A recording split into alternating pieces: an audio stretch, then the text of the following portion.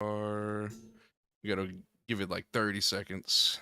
Like, get all the fucking places, Twitch, YouTube, all that goofy shit. All right.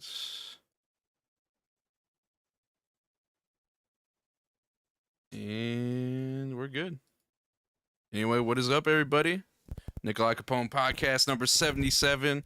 I'm here with Kota, aka Kota Moss, aka is it Kota dot? Like just period? Yeah, it's just a period. Oh, Yeah, okay. Yeah. yeah, yeah. But yeah, no, what's good, man? What's good? Not shit, just chilling today. Thank Yeah, God. man. No, I've been hearing your recent singles. What was it? The one that you just put out? 30, I believe it was 30. 30 outside. Yeah, Yeah. 30 outside. Yeah, Jake Ohm, man. Jake Yeah. Ohm. I He heard can the be, shit that he did with Cisco too. Like he's on it, man. he's got some good fucking beats. I like his shit.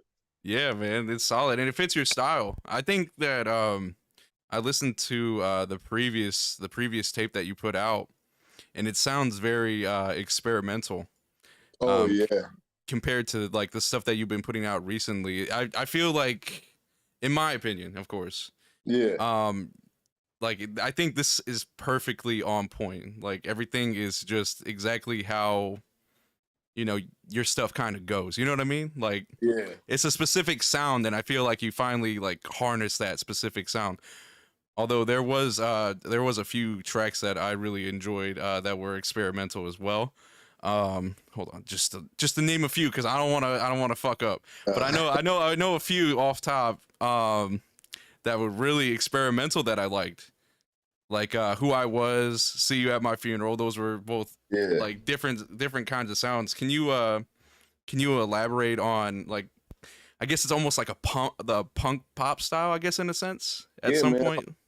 I got like I mean, really I do a bunch of different shit. It's not just I don't like to just stay in the realm of he just puts out like underground rap type shit. I Yeah. want to broaden my horizons a good bit and like a lot where the new releases are going. Like the 30 Outside's probably, well, I wouldn't say it's the heaviest one I'm about to put out in the next like 6 months because I've got like the next 6 to 8 months like planned out with the label and shit.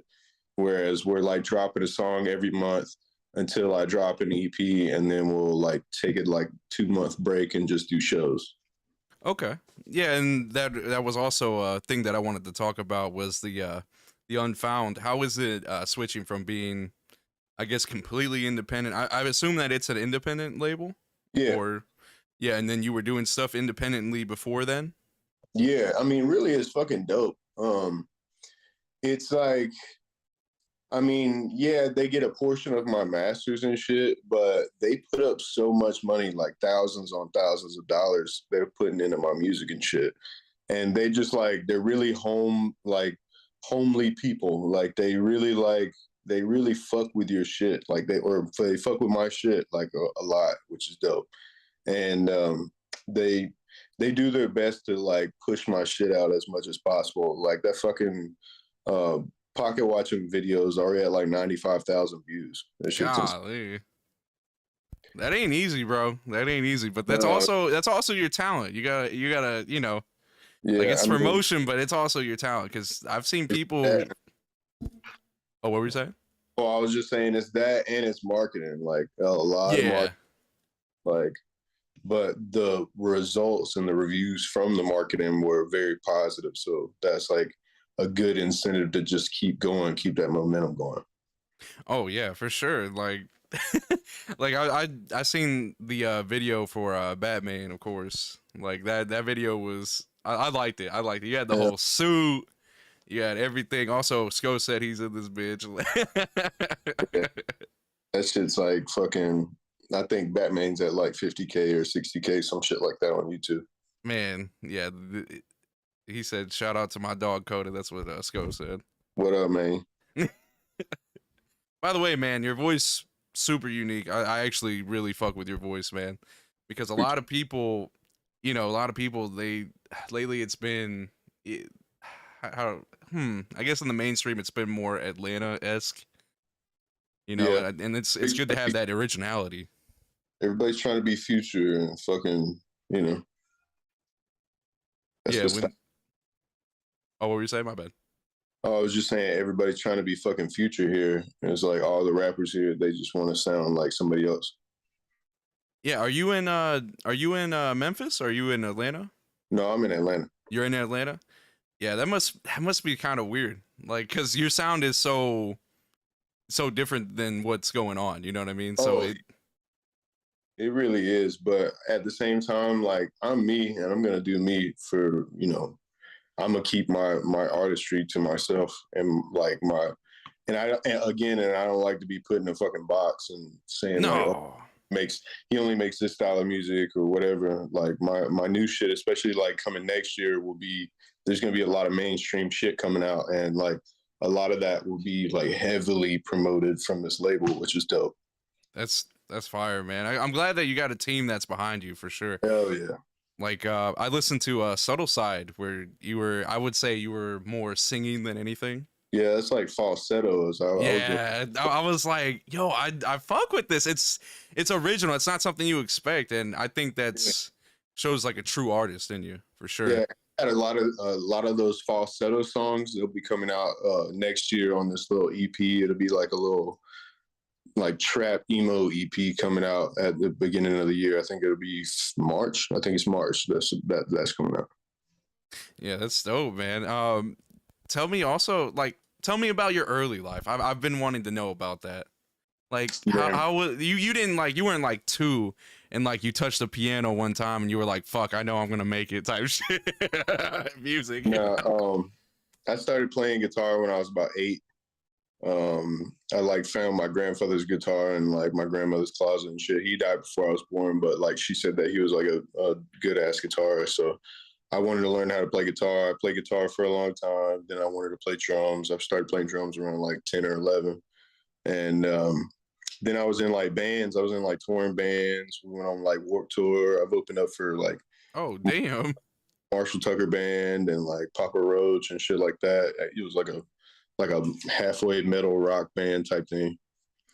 Did you do vocals on it or were you just kind Yeah, of I was the front man for all those bands.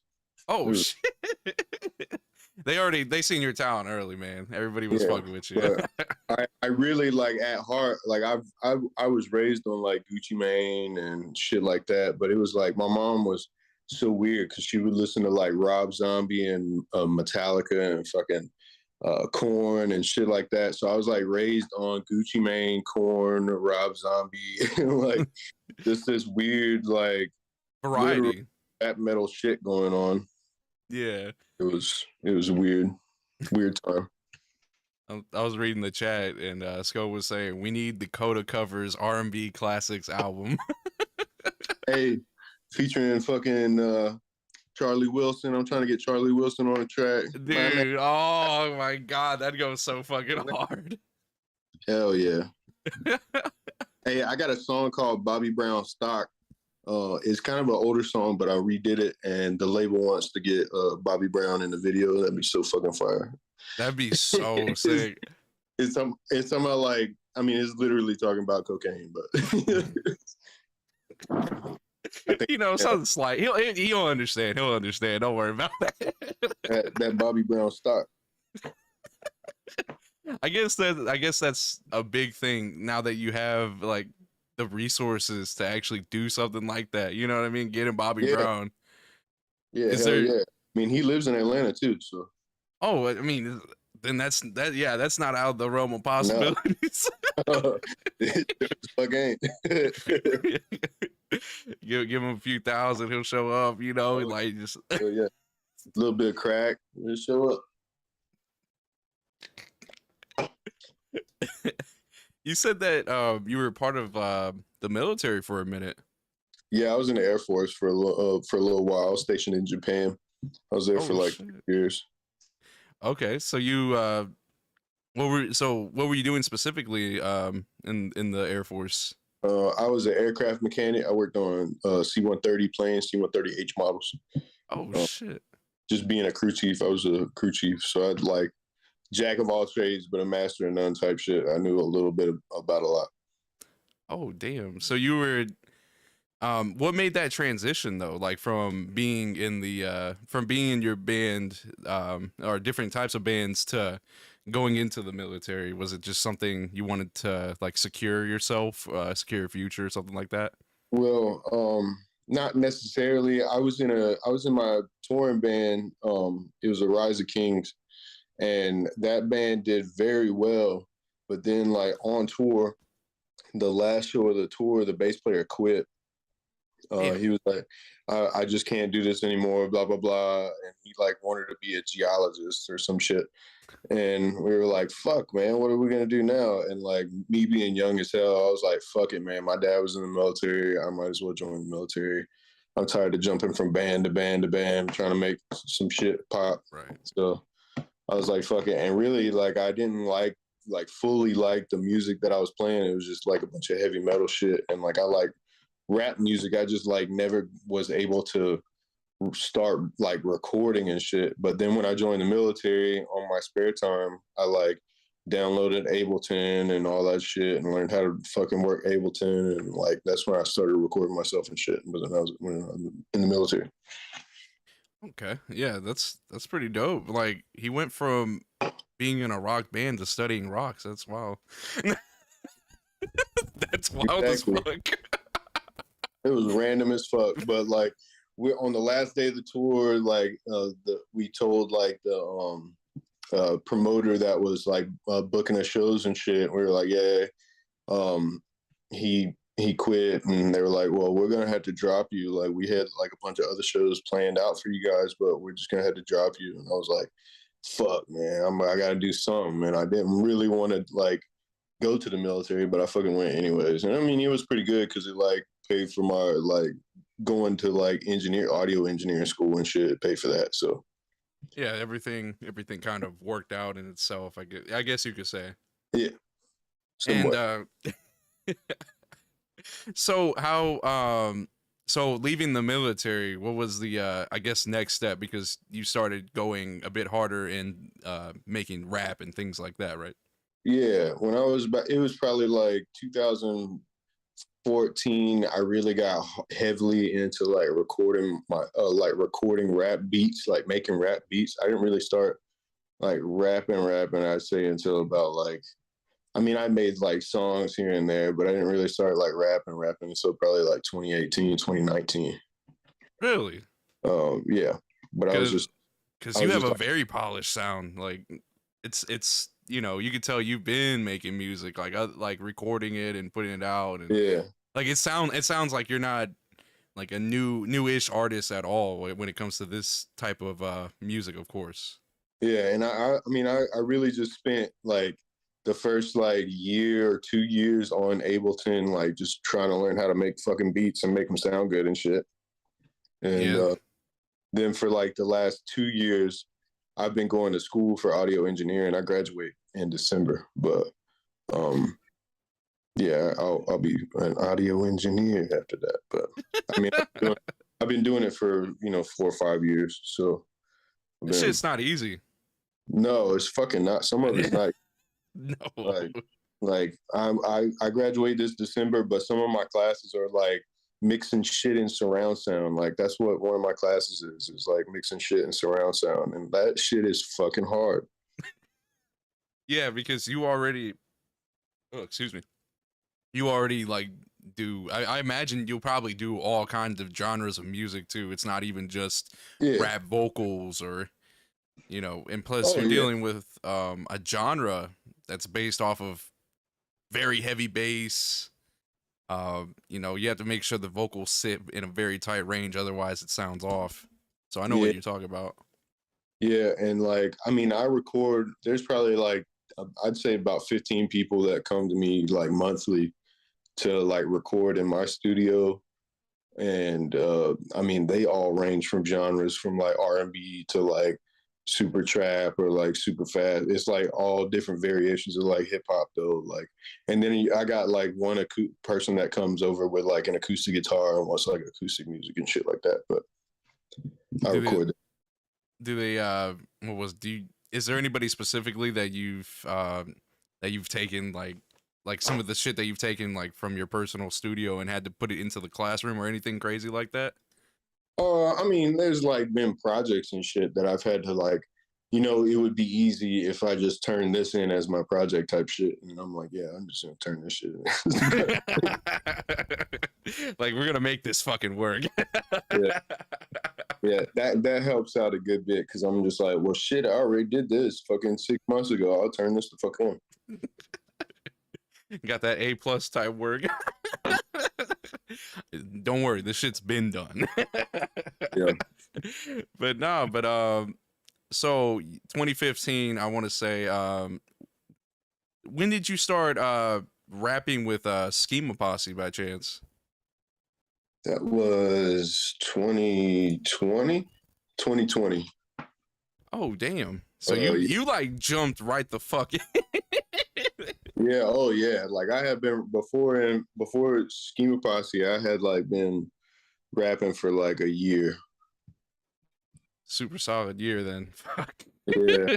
I like 'Cause- rapped for like a year. I released that fucking "See You at My Funeral" shit, that video, and then like Jay Green's dumbass found me.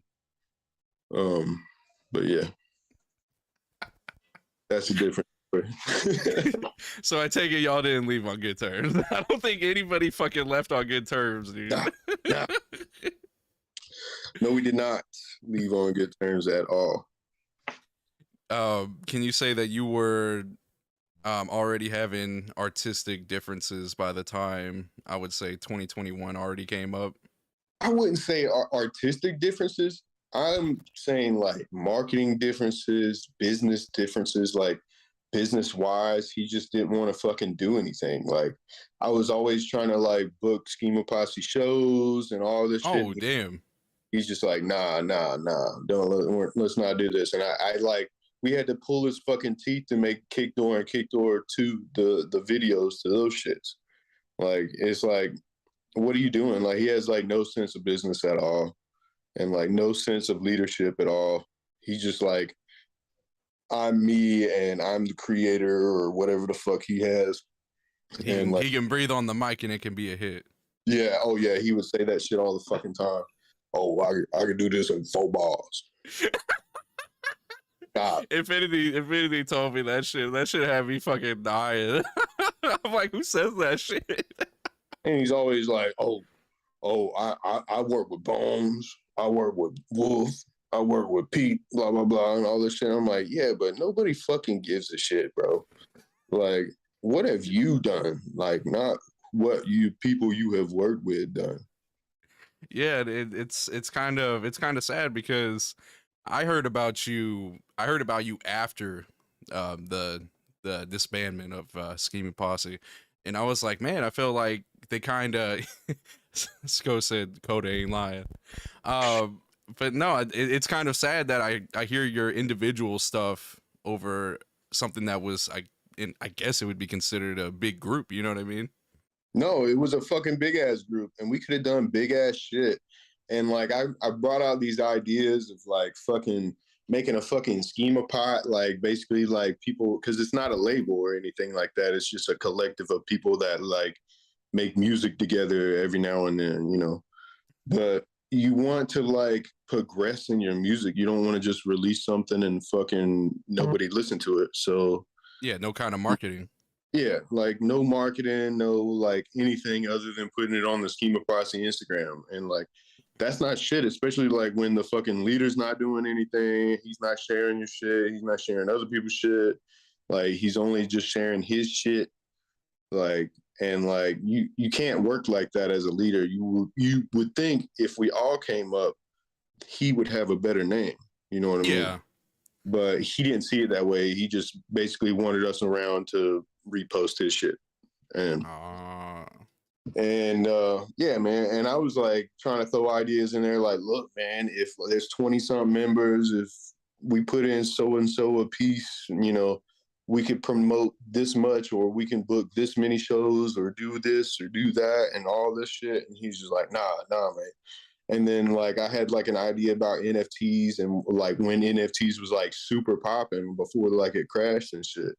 And like man, we could have made so much fucking money off that shit if we would have had him like to back it. Like, cause I mean, I get he's got like a small little following or whatever, and that would have boosted it out. We can't like have a Schema Posse NFT without the leader of Schema Posse.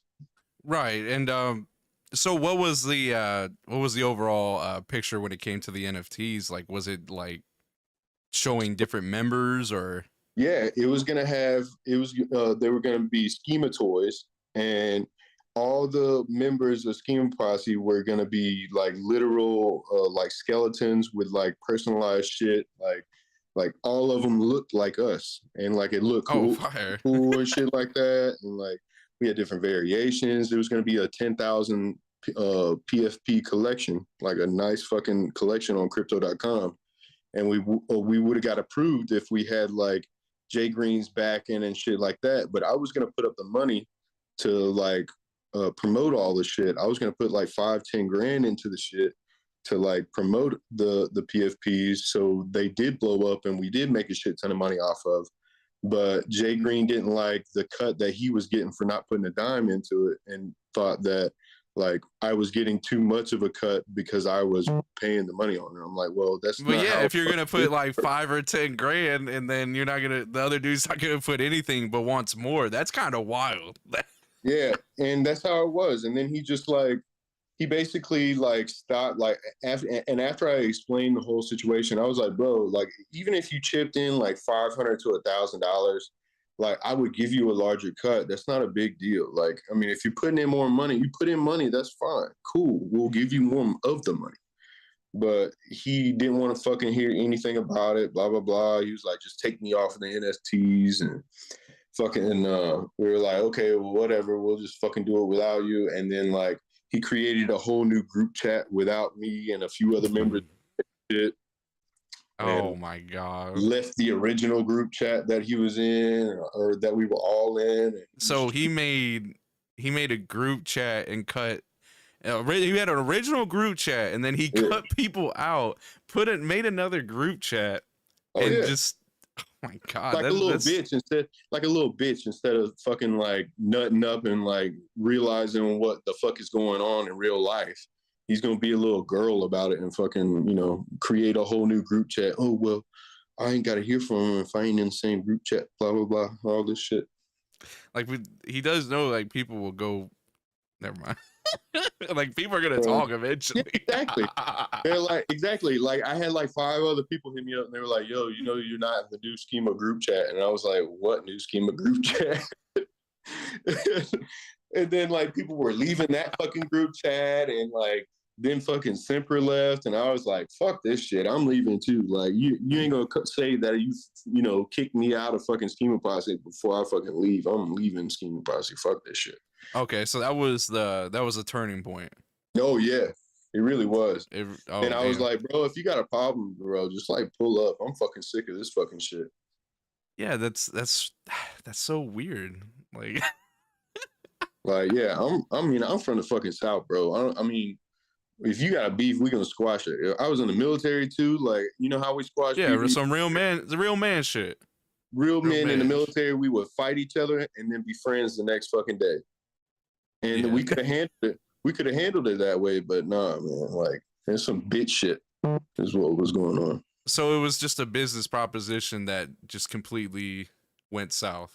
It would have funded, bro. I'm talking about like if we would have sold all 10,000 PFPs total, that would have been like $200,000 after taxes. See, you're over here. You're kind of the marketing person, like in a sense. You know how things work. Exactly. And I'm like trying to show him like, hey, I'm giving like we're splitting up basically like $150,000 between 22 fucking people to promote their fucking music and all this shit and like make Schema Posse grow the fuck up and you know all this shit. And he's just like, nah, I don't want a part of it. Blah blah blah and all this shit. And I'm like, oh my god, little fucking. And bro, if you posted a meme about this dude in the chat, he would fucking get his panties in a wad and like all sorts of shit. Like he was just he's a something else, bro. He's something else. Yeah, Sko put in the chat. He was tripping because the background was pink.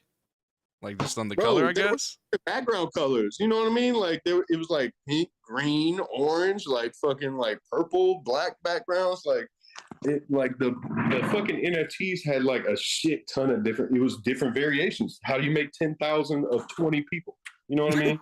Yeah, yeah. I guess like Without you. having different variations.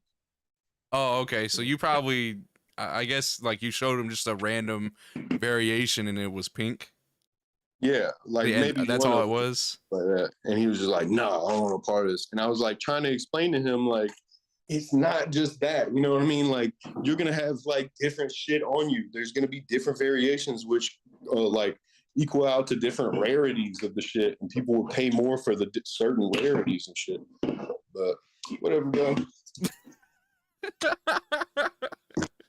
I mean, I was just Eddie, trying to make everybody money, but yeah, fuck me.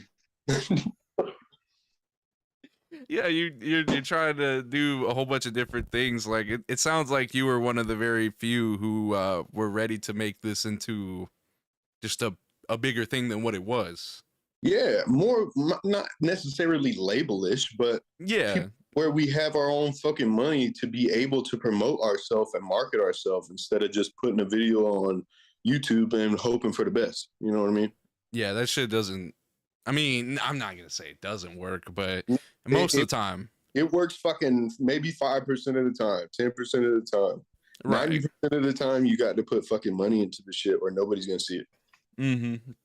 And it helps get you in the algorithm, and people Yeah. don't know that. People don't know about that, man, and they think that just raw talent alone is gonna work. And I'll be straight honest with you. What got me fucking 90,000 or 95,000 fucking views on that pocket watching video was about Fire. $1,400. It cost about $1,400 in YouTube ads to get me not to 95,000 views. And talent.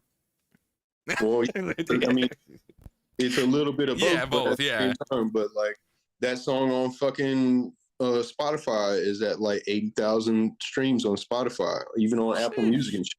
Like Apple Music's at like I think like 30,000, 40,000. It's not many people listen to Apple Music anymore. Really?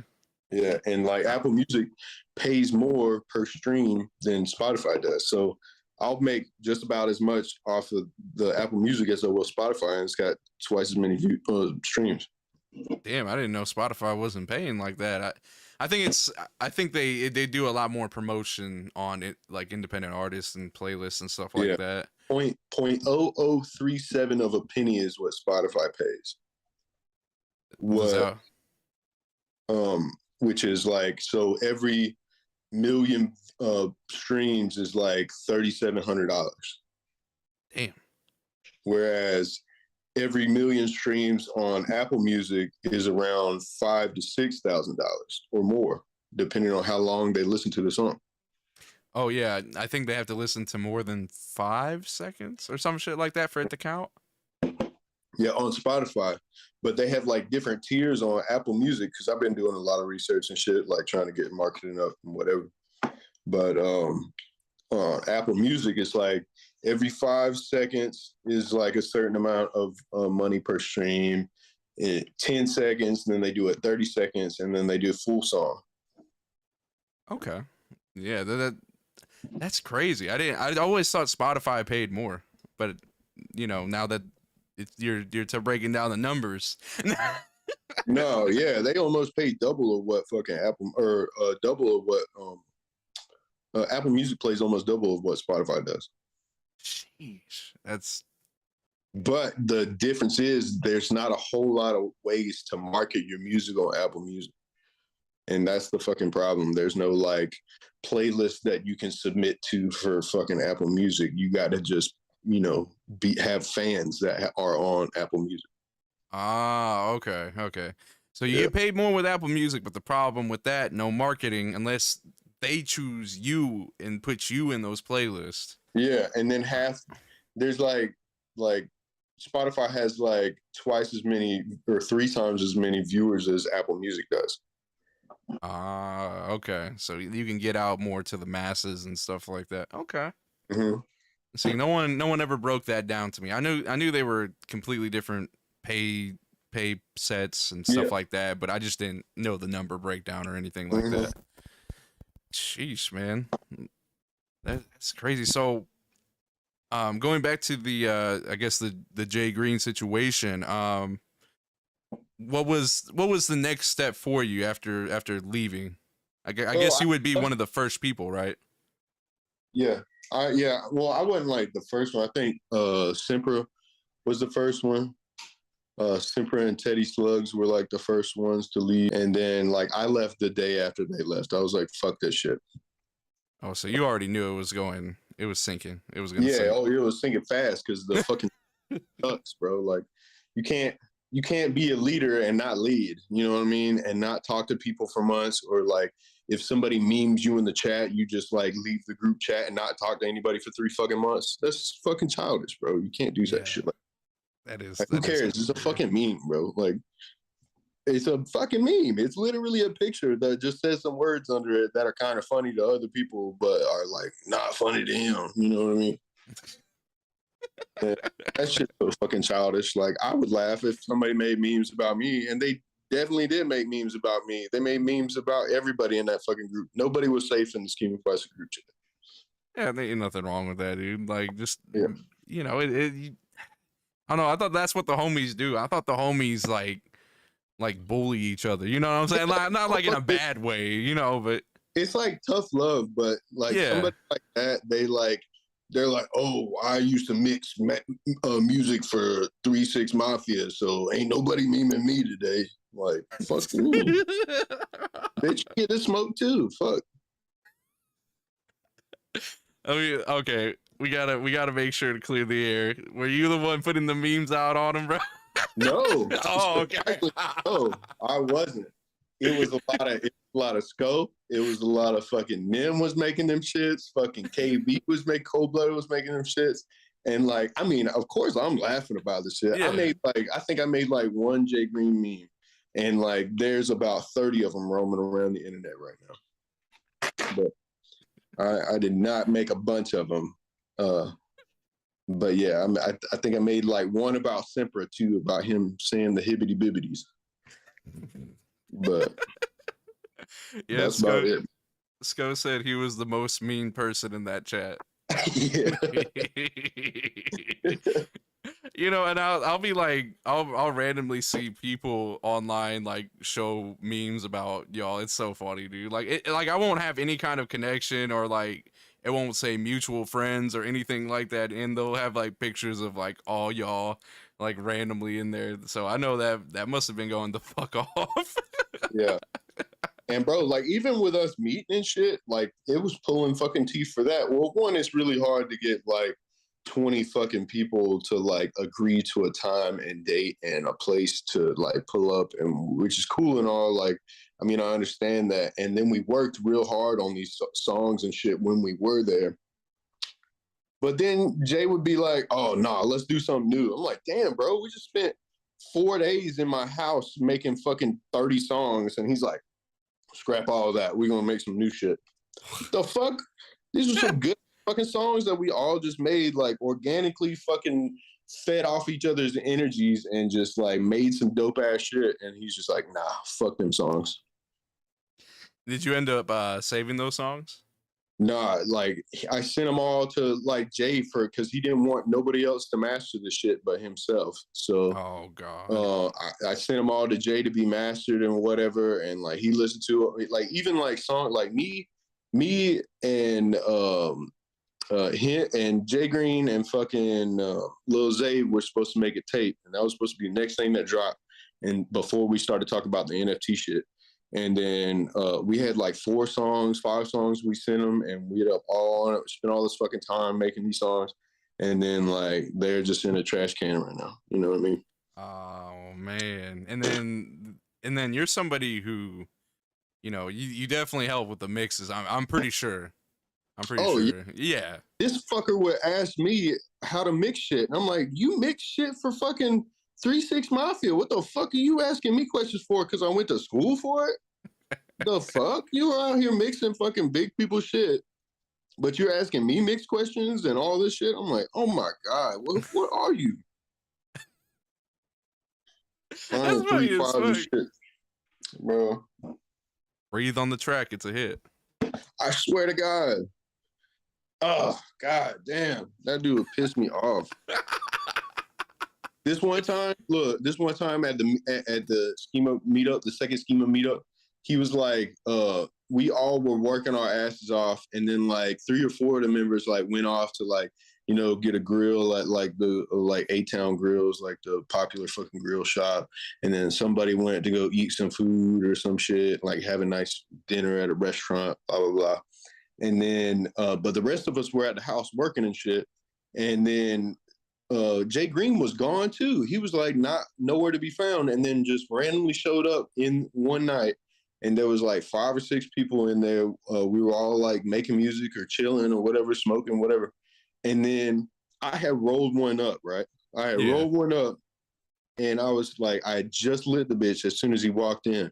Then he just starts fucking grilling everybody about us not working hard and like all this shit. And then like my dumb ass passed it to him, and he smoked the whole fucking thing by himself. By himself, didn't pass it to nobody he was yelling at. And the people that he was yelling at were the ones that were there making fucking music. Like we were fucking like sitting there pumping out fucking song after song after song after song. And this dude smoked my whole blunt. I'm still pissed about that shit. I was like, man, you bitch ass motherfucker just smoked my whole shit. Not pass nobody. Not even say sorry I smoked your blunt. He was just like, yeah. Bitch. Yeah, man. So you passing the blunt, you think it's gonna chill him out? He Yeah. over here screaming and shit. That was me passing him the shit, was me going, hey man, chill out. And then he smoked the whole fucking thing. And I was like, you bitch. What the fuck? No, that shit funny as fuck. Everybody's like looking around like, you gonna pass that shit? I'm like, yo, you gonna fucking pass that shit? He smoked it all the way to his fingers. There was like nothing left. I was like, oh my God. Feeling that all the time. Bones wouldn't do this. Juice wouldn't do this. I wouldn't do this. I know that we're talking a bit more about like the negative times and everything like that, but what was I guess a high being in that being in the group for so long?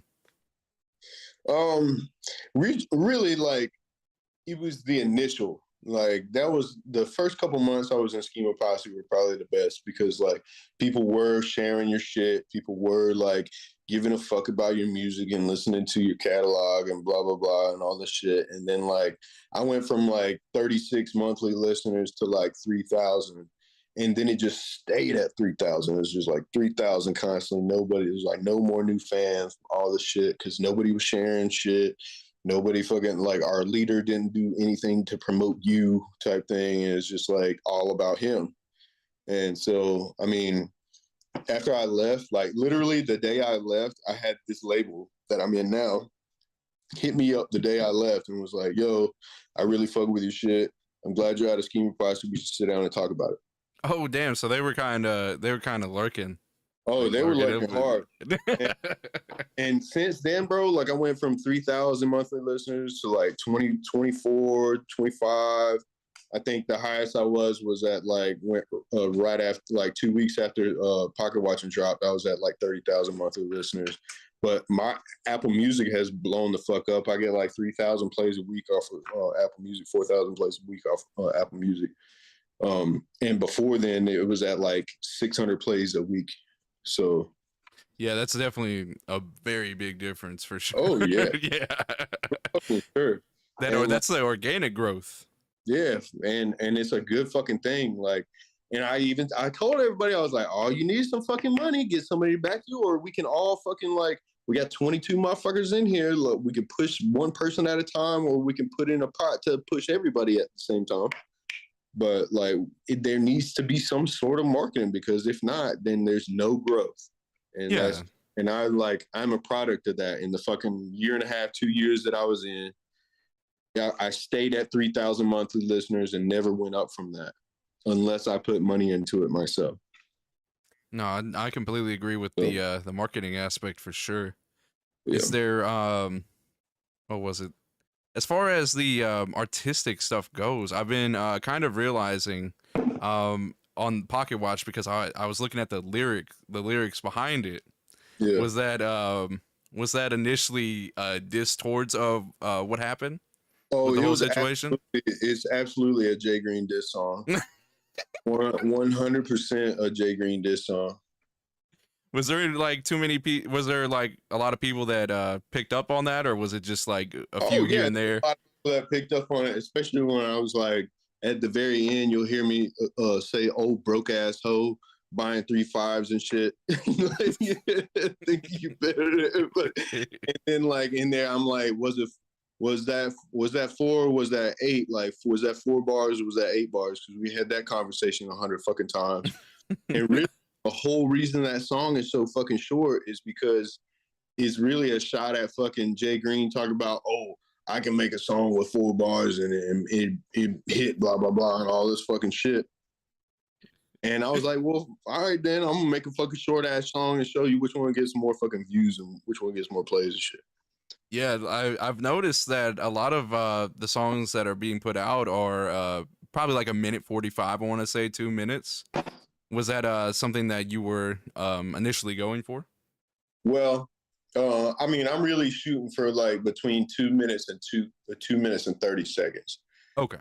That's like I think the perfect amount of time, like for people to like listen and indulge, and then they want to play it again. So it's because it's not fucking 3 minutes and 30 seconds. Like the shorter the song, people's attention spans are short as fuck nowadays. So like you gotta surprise them in like the first minute and a half to And 2 minutes. that's the marketing. That's the marketing aspect of that you were thinking about with the music, man. I like Yeah, it. yeah. I, You got to catch somebody's eye real quick, and like that's how I write most of my songs. Is like, uh, I got to make the first line catchy. If I can't make the first line catchy, then I mean, no one's gonna listen to the rest of the fucking shit. If the first like bar is fucking shit, then I mean, no one's gonna hear it. No one's gonna listen to it. yeah, I've noticed that you have a really high level of skill when it comes to your choruses. I've noticed that. I was like, this dude knows how to really write music that captivates Oh, people's ears for sure. even in Schema Posse, I was like the hook king. I would lay a hook down on whatever. Like, I mean, all of them got bars. Like, especially like Sko and Sam Go Hard. Them motherfuckers got like the best bars in Schema. But like, as for a hook, I come up with a hook in fucking no time. So we lay down a hook. Like a lot of those songs in like the Schema meetups, they had a hook on it by me. Oh damn. So I mean, I could tell for sure. Like that's the bread and butter right there. Easy. Yeah, just something catchy, something like a line or two that somebody that will get something is stuck in your head, and that's gonna make something a little bit better than what it would be if it was just straight bars. Facts. No, that's facts. And also, Sko said they looking for any artist with limited lyrical ability like me. Yeah. Bitch, Sko. Hey, that's every Sko ad lib. I love it though. Bitch. I used to say bitch a lot in my songs until I got banned on fucking TikTok for, you know, repulsive lyrics. That's what they said, repulsive lyrics. Wait. You got banned off of TikTok for just Yeah, saying bitch? Like, yeah, my first TikTok account got banned because I kept trying to promote my music on there, and you can't promote songs with cuss words in it or like vulgar language or fucking shocking content. I got a lot of them blocked because of fucking shocking content. But like my new shocking TikTok, content? I had to literally make a radio edited version of every fucking song I got for every music video so I can promote the shit on TikTok or they'll deny it. What? Like my video on TikTok got denied for promotion for pocket watching because that scene that they put me in handcuffs. They put me in handcuffs in that one scene, and it said shocking content and could trigger people. That's what it said. What it was denied For you getting fake arrested. Yeah. And same thing with YouTube. YouTube denied the fucking promotion that's why I pretty much like stopped at like, well, I mean, I wouldn't say stopped at like 95, but it was like 92 or 93 1,000 views or some shit like that, and they were like, "Oh, we had to stop your promotion." I was like, "Oh, after you already took $1,000, now you're gonna fucking stop the promotion?" That's crazy. I didn't know. I didn't know that's how YouTube and TikTok work. I I Yeah, get. I guess like I don't know triggering because like for what? Like, how is handcuffs triggering? I've been to jail once. I'm triggered. police brutality type beat. Yeah, like, So what were some of the songs that you are that you produced as far as because you said you did a lot with I think you it was Ableton you said. yeah, I worked on Ableton for like the first like 3 or 4 years, but I don't really use Ableton anymore. Since I've been in school, they like mainly focus. I mean, every now and then I'll have projects that I have to do in Ableton, but like um, the majority of it's in Pro Tools. So like I make all my beat like besides that Jake on beat, I make all my beats. Oh, so did you make the all your beats on that previous tape that you put out? Yeah, yeah, all those beats are mine. Damn, that's very versatile. Yeah, I didn't see that. literally all my pocket watching's my beat. Well, not 30 outside, but all the new ones that are coming out, they're gonna be my beat, except for this one that's a J1 beat that the label paid for, that J1 beat, and they're still trying to get Polo G on it, which would be fucking tight. Yo, that'd But be one, fire. Polo G wants a lot of fucking money, and Yeah. bruh, It's like, do you pay Polo G or you just, well, yeah, it's put it somewhere else?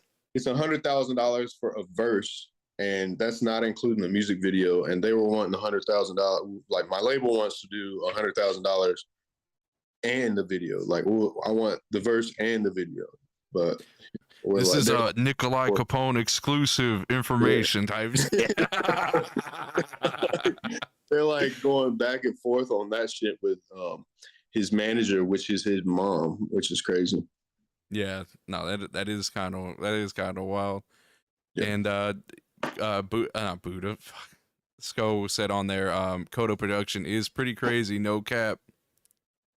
I work my fucking ass off to get my shit now. And I got a new mic too. Oh my God, my shit sounds crispy as fuck.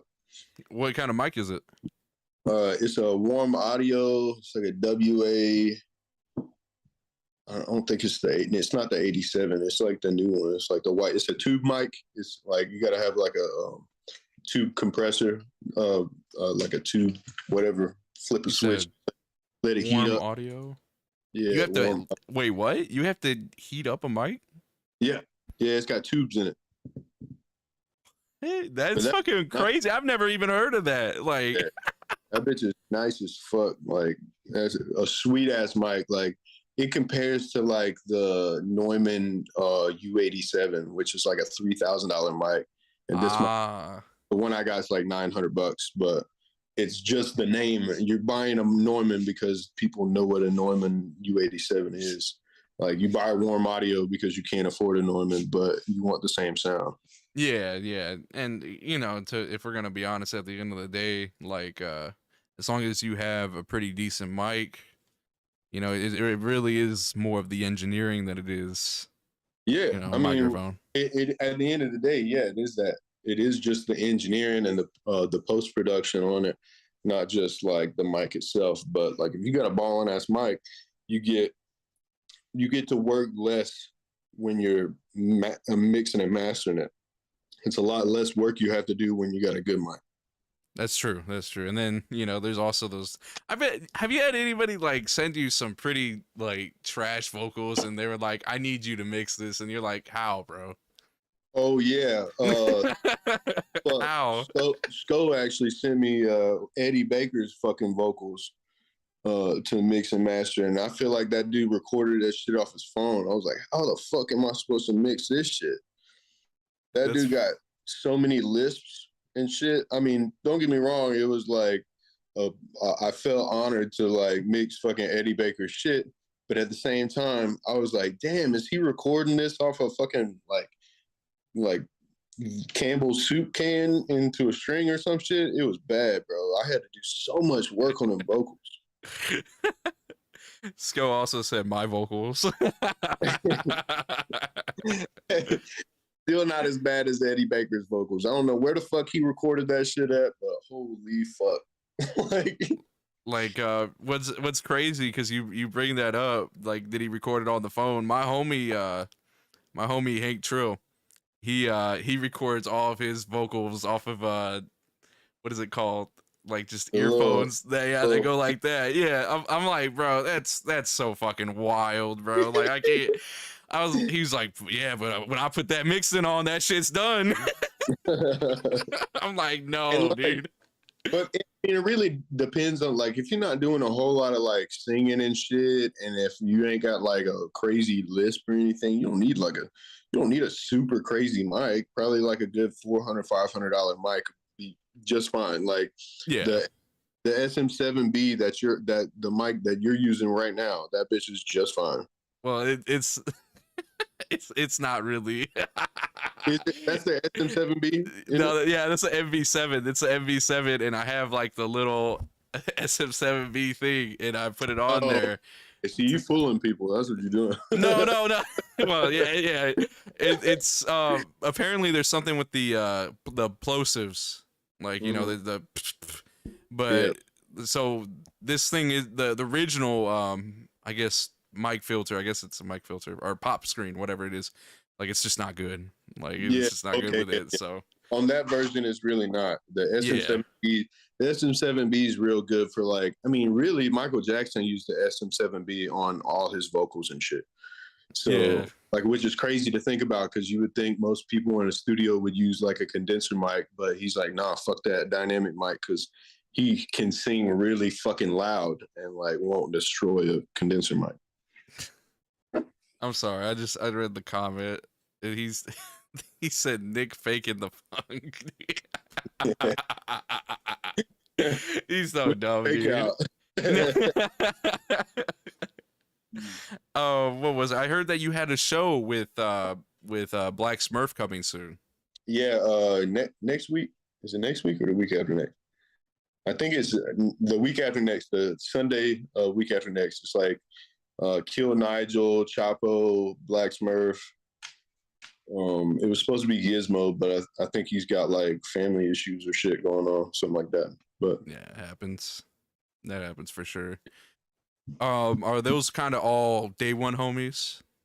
Not necessarily. I don't really know any of them. I think Black, because of KB, Cold Blooded has like told Black Smurf about me and told him how much of a fucking fan I am of Black Smurf. I love Black Smurf. He's like top 5 rappers for me. Yeah, I used to work on a website for Black Smurf and everything back in the day, and like a lot of graphic design shit. Yeah, he knows about me, but we've not like formally met yet. But we'll meet on the 13th. But I got that show. I got another show that I'm supposed to do. I don't think I'm gonna do it, but I got another show on New Year's Eve, and that's with that battle rapper, that blind battle rapper, Blind Fury. Oh, Blind Fury? That's fucking fire. Yeah, he heard my Batman song, and like he invited me to do his little New Year's Eve show with him and Muck Sticky. So I take it you have more of an advantage than other people, now that I think about it, because you said that you've been doing shows and everything before you even stepped into like I guess you can call it the rap arena. You know what I mean? Yeah. Man, like I got my stage presence on years ago, but like yeah, I like it. It was really a good like platform, I guess, to like learn how to like act and look on stage, because if you just stand there and rap, you look fucking dumb. Yeah. If you, like, actually move around and try to pump up the crowd, that's where the live experience works better in your favor. Oh yeah, I could see Batman going fucking crazy. I could definitely see that going crazy in like a live stage setting. Oh, for sure. That would be Yeah, kind of wild.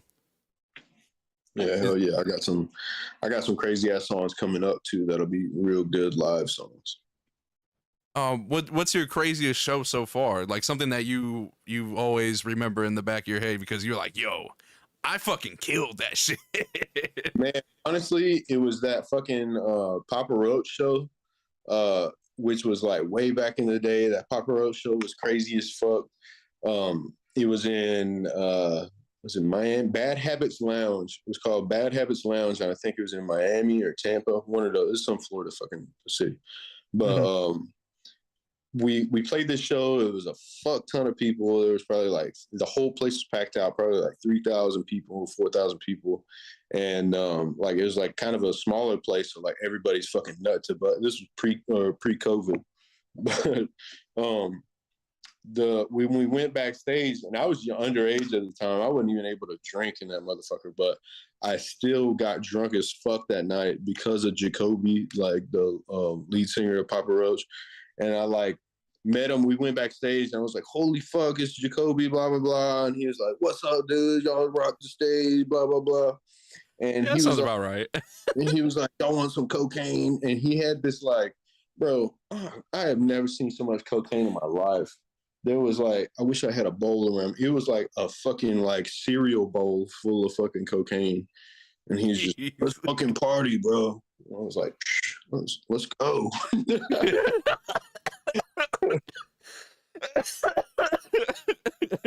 Let's get it going, brother. Mm-hmm. Yeah. He was just like, like, dude was nuts. That was the craziest shit ever. He said, "Damn, you spent the whole the whole performance money on fucking cocaine right here." Dude, I didn't spend no money. That dude gave that shit for free. He was like handing it out to everybody. You want a line? You want a line? You want a line? You want a line? Oh, And like that dude didn't have no normal fucking line. When you say, yeah, sure, I want a line, you he would just think hits you with it. like this. Nah, this dude was pumping out shit. I was like, this. He's trying to make races across the table with the shit. I'm like, oh my God. How much cocaine can you do without having a heart attack? Bro, this dude was nuts. I was like, holy fuck. Dude, that's a wild fucking story. Yeah, Dude, Jesus Christ. I think he's like sober now. I think, which All the is cocaine. yeah, yeah. He's probably like, I've had enough. He's probably got like holes all in his heart and liver and shit. Oh my But god, dude. You yeah, couldn't even fucking imagine. good God, that dude did so much cocaine that night. Nuts. Jesus, man. So Infinity, he said specifically, he was like, yo, make sure to ask my boy Kota about Dragon Ball Z and Pokemon. I don't know specifically why. He was just like, make sure to ask him about it. And I love Dragon Ball Z. I watched that shit. Till I finished the new Dragon Ball Super. I just finished that a couple weeks ago. But I'm like a huge Dragon Ball Z fan and Pokemon fan. Here, I'm just bring you over to my little collection. Okay, so this is why. This is why. Yes. Boy, you talking about deep in some Pokemon? Where's my fucking shit? Hold on. You turn this fucking camera around. Look, all these. Oh my I god. got stacks. I got more stacks. Do you have them graded? No, I'll show you my graded ones. Oh This is shit. my audio mic, but Dude, I like got your setup, right man. Oh, what the fuck? keep the good ones away. Are those so those are the good ones? Yeah, I got my 2005 Flareon Japanese. Oh my God, I got so many of these shit. I'm gonna bring them over here. He said, boy, I've been waiting for this motherfucking day. Yo, bro, like I fucking I got slabs on slabs.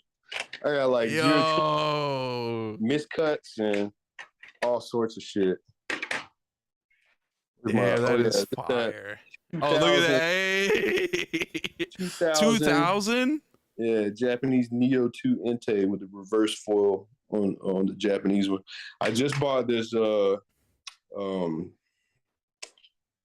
first edition it was a first edition Team Rocket Dark Gyarados shit. Oh. I bid it on eBay and I got it like fucking almost $100 less than what it's worth. So Oh man, what's the most expensive card you got on? You got like that's your baby basically. probably there's a couple of them that I don't have graded. I got this like rare ass fucking Jolteon that's ungraded. It's worth about $200, but if I graded it, it's about $700, $800. Um, I got a couple. I just sent off this first edition base set fucking Venusaur, and the Venusaur will probably grade probably like a 7 or 8, but that bitch is probably about $1,500. And I got what's that other good one I got? I got like a couple Lugias that are fucking like $400 or $500 a piece. Damn. So when the Pokemon craze, I guess, was happening, I want to say, was it last year or the year before? It was going fucking wild. You were like, were you thinking about selling? Be honest, you know what I mean? No, like my thing is like, bro, I had so many Pokemon cards when I was little, and like I'm talking about like 6 or 7, and my dumbass wrote my name on like all these like first edition Charizards so they wouldn't get like fucking like stolen at school or some shit. And I'm like, oh my god. I'm like looking at and I like I found that deck at my mom's house, and it just had like Dakota Moss written all over them. And I'm like, oh my fucking god. Like their first edition Charizards, like PSA 10 first edition base set Charizards go for like $30,000, $40,000. Oh. In here, I had like 5 of them. There was like 5 of them. All of them had my name written on them. I was like, fuck me, what a dumbass child, bro. You couldn't have known. Nobody could have known that this shit was gonna go like how it did. No one. Like, I guess I got that same kind of shit, dude. Like I would like not care for them like that, or I didn't sleeve them or anything, and then it'll have a bend, and you know it's just like shit's worthless at that point. I had like a bunch of Yu-Gi-Oh shit too, and I remember back in the day I had like a whole binder that was probably like 500 or 600 fucking Yu-Gi-Oh cards, and there was like 10 fucking Blue Eyes White Dragons and like 3 Exodia, Exodia, like the full one, the head, the arms, the legs, the body of them, and all this shit. And I traded them for a PSP when they first came out to this kid. And then the mom of that kid came and like cussed me out, saying I was a piece of shit for trading these Yu-Gi-Oh cards for a $200 PSP. And little do I know that some of those cards are worth like $4,000, $5,000 fucking dollars now. And like my little scheming ass at the time was like, I don't even know what PSP you talking about. You're like, what the fuck you talking about, man? I got these cards. That ain't worried about your PSP. Hey, but PSP went super hard back in the day. The original one was crazy. Dope. That shit was dope. I used to watch porn on it. Before phones were like phones like that, you know what I'm saying? Yeah, I played like Call of Duty on that bitch and all sorts of shit. What was that? Tom Clancy. That's what I played on that fucking thing. Tom Clancy.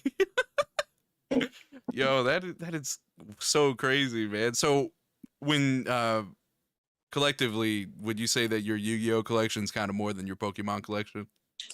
Back then, yeah, for sure. I had way more Yu-Gi-Oh cards back then than I did Pokemon, but I had a shit ton of fucking first edition Pokemon cards that were just trashed, like completely fucking worthless. And like now I'm like, every time, like, oh god, I think about it, I get real sad because I'm like, oh my fucking god, bro. Like it could have been rich type shit for real. Yeah, like, I'm talking about I had like $600,000 worth of fucking like first edition Pokemon cards if they were all in great condition. You know, I'm like, fuck me. But hey, you know, a lot of people can't even say like they got like a good collection like you do right now. You know what I'm saying? Shit, my shit's growing. Like like big time. I'm talking about every day. I'm on fucking eBay looking at fucking deals and shit, trying to find somebody to fucking swoop up some fucking PSA cards that are like just being neglected and shit. Uh, would you say that was where you got kind of like a possibility of the NFT idea from? Um, Because of the no, I was collections? heavily into NFTs before I got the little NFT idea. I was like, I was into what was it called? It's the fucking cats on crypto.com. It was called Psycho Kitties. Yeah. Psycho Kitties. So I've heard of yeah, that. That's funny. I was heavily into Psycho Kitties, and it was like a 10,000 PFP like profile picture collection, and I had like 6 of them at one fucking time, and like they ranged from anywhere from like $250 to I think my most expensive one was like $2,000 that I ended up selling that one for. I sold it for $2,000. I think I paid like $600 for it, but I like held on to it for a couple months and sold that bitch. I made some good fucking money off of fucking NFTs, and that's what gave me the idea of saying, "Yo, we need schema posse." NFTs, yeah, no, that. And I take it, since I guess you would be kind of a collector in a sense. Yeah. Oh yeah. Oh my god, hold on. Yes, fucking Cisco said, Kota's card collection costs more than people's albums. Bro, I swear to God. Look at this. This is a 2001 Neo Discovery time. Oh my goodness. It's a fucking PSA 10, perfect condition from 2001. That shit's hard to fucking find. Oh my god, bro. That shit makes me sad.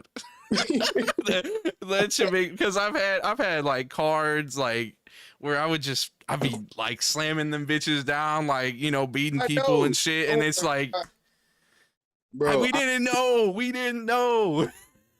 Man, if only we would have known, bro. Holy fuck.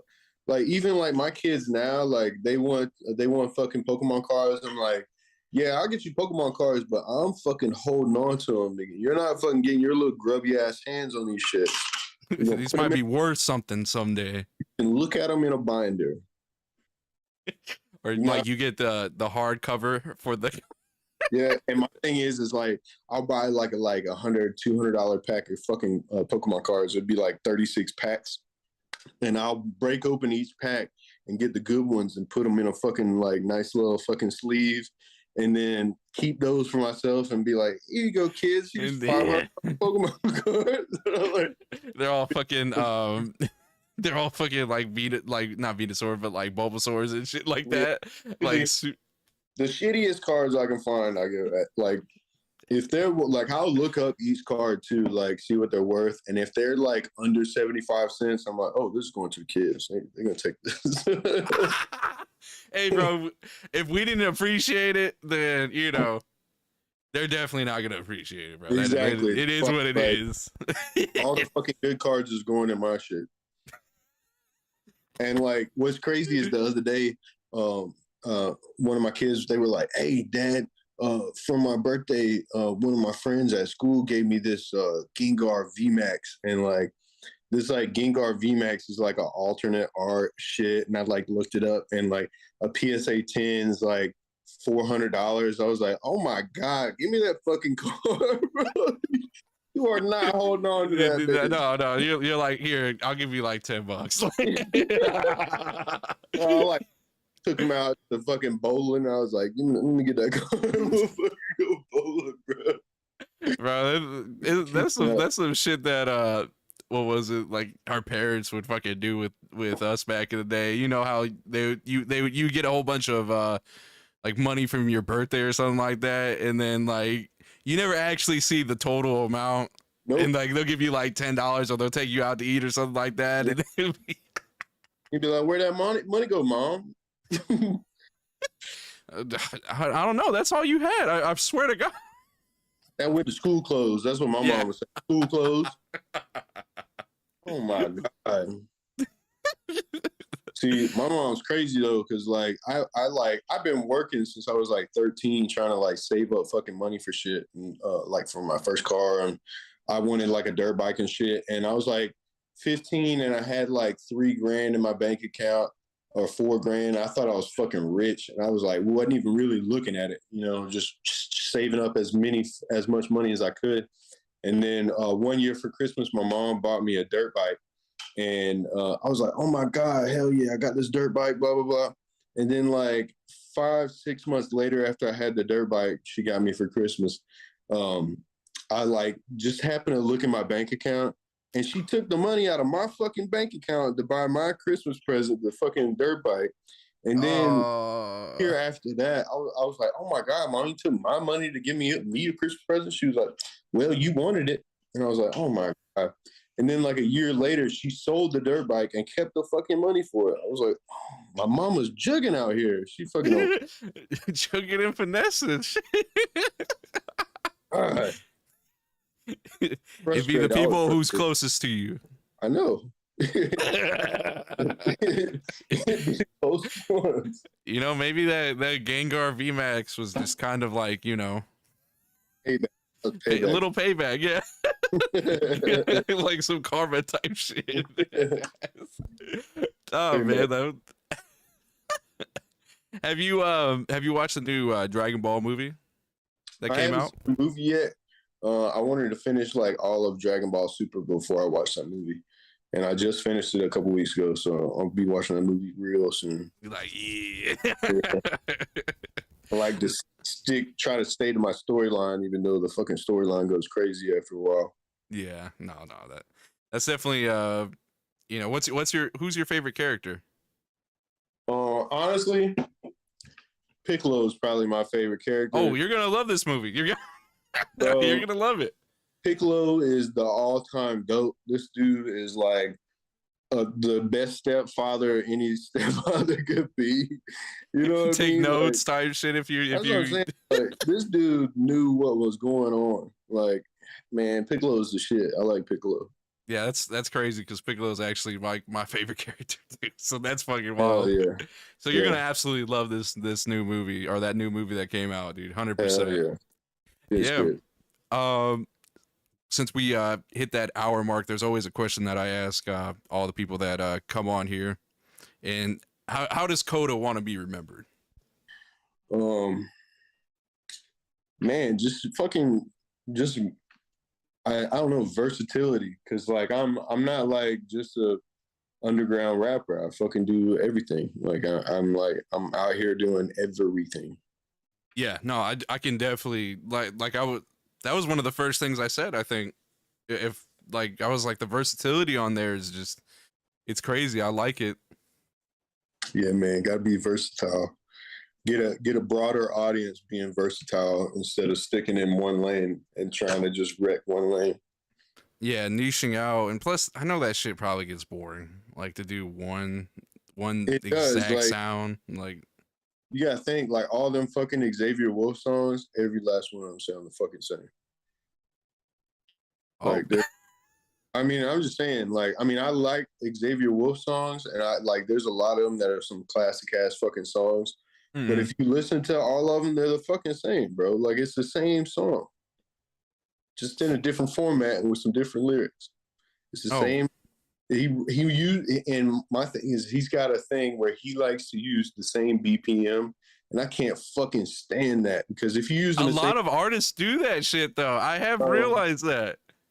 And if you stick with the same BPM, I mean, that's cool and all for like maybe like 3 or 4 songs in a row. But if you've got a whole album with the same BPM, it's like you're listening to the same fucking song over and over and over and over. I think that's the issue with some artists for sure. Because I've had talks with people about that issue where it would sound like the album, or like, you know, at least half the album would sound the same. And, you know, I was talking to my boy Tyrion, and he was telling me that's because everybody, like, if they do that, if it sounds the same, it's all the BPM shit. Yeah, exactly like you're saying, and I didn't know that until he brought that up. Yeah, all the BPM, all the same fucking beat, every fucking song. They got the same fucking kick, the same snare, the same sub bass that they use. All that shit is the same, and it's just gonna make the whole album sound the same. And like, it's okay to have like 2 or 3 songs the same BPM, but you got to change it up every now and then to because if you don't change it up, you're gonna have the same flow because it's the same fucking BPM. So you're gonna have the same exact flow. You're gonna have a little baby situation, or not little baby, the baby situation where you got every fucking song sounds exactly the same. Yeah, yeah, I ain't even gonna lie. Yeah, a lot of his shit does sound the same, but I think that's the beauty with like how you produce, you know, music and everything, because you can tell that little stuff, like even changing it like one or two Dude, that's it. BPMs. That's all you need. Like you can change a whole album by changing the BPM down two beats per minute or Mm-hmm. fucking 6 beats per minute, and it changes the entire vibe of the song, the whole fucking like flow of the album, all that shit. Cause like your album needs to have, or your EP needs to have peaks and valleys. You need to have slow parts, you need to have fucking fast parts, high hitting parts, all that shit. But if you got the same BPM throughout that whole EP, it's just gonna sound shitty. Yeah, it's Like, gonna sound similar, and I think that's where, you know, where you're coming up with this new album. It's I would say it's a signature sound, but it doesn't sound the same, which is a very different thing. you won't find a lot of my songs even the same BPM. Yeah. Because I like even if it's by 1 or by 2, like I will change that fucking BPM every time. Oh, okay. Hey, that's dope. Like, because you can tell there's a big difference between something like Pocket Watching, something about 30 on Me. Like they're completely different types of songs. Yeah, well, the fucking Jake On made that 30 outside beat, Yeah, but but you know what I mean. You know what I mean. but and that's really the reason I fucking went with that because I was like, oh shit, this is some fresh shit, you know. I've never done a song with like cowbells in it, and I was like, fuck it, we'll do a song with some cowbells in it. And Really? yeah, and like I've never done a song with like the cowbell funk type shit, so I was like, fuck it, let me go ahead and jump on this bitch. Because I like, you know, to be honest, because you know you have that southern, you know, sound and everything. I would have thought you would have been on like, you know, 3-6 mafia type shit. You know what I'm saying? Like already ran that course through that. You know. Like I make funk style beats, but I'm not like a lot of them I'll like sell or like just not even use because I'm not like this doesn't speak to me the way it should.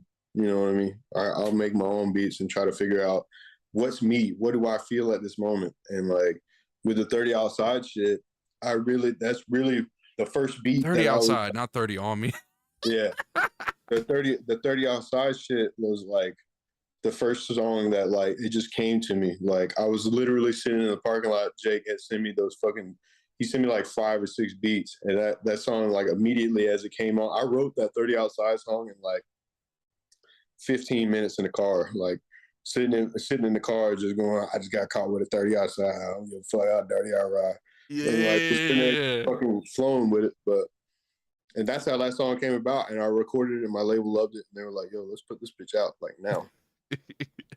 You know, I was talking about like this. I have to ask one more question. How is the writing process? Mine's pretty easy. Like I write songs pretty quick, unless like it's a song that doesn't like speak to me. That beat's got to speak to me. If it don't speak to me, then like it's really hard to write lyrics to. That's like when I do features with people. Like if that beat don't speak to me, it's gonna take a minute to get you that beat back because like I don't fucking like I gotta think about it to make it good. Make it good. I don't want to give you something that sounds like shit, but Yeah, like some subpar shit. a minute to like get the, you know, flow of what I want to sound like on that song. No, I definitely get that, man. Like that's yeah, I like that writing process, man. A lot of these people they just be going and just like doing whatever, and sometimes that shit just does not hit, man. And yeah, and my thing is like I gotta always have a catchy opening line. If I don't have a catchy opening line, I will throw away that whole fucking song. Like that whole song is gone. Um, I just don't. I can't flow if it don't. If I don't get that first line, then it's gonna take me forever to write the shit. So, but once I get that first line, the words just start coming. Oh yeah, no, that's facts. I like that, man. It's like the beats talking to you type shit, you know. Yeah. But yeah, man. Hey, I appreciate you being on, man. Shout out to everybody that came through, man. Make sure you'll check out Kota's newest single, 30 Outside, not 30 on me, 30 Outside. And then Yeah, there's Pocket Watching, please, man. Make sure y'all go check out Pocket Watching for sure too. Just a lot of dope songs. The labels definitely helping, man. And I like to see my people grow and just be the stars that they're meant to be. You know what I yeah, mean? yeah. Appreciate you having me, man. No problem, bro. We are out. Peace.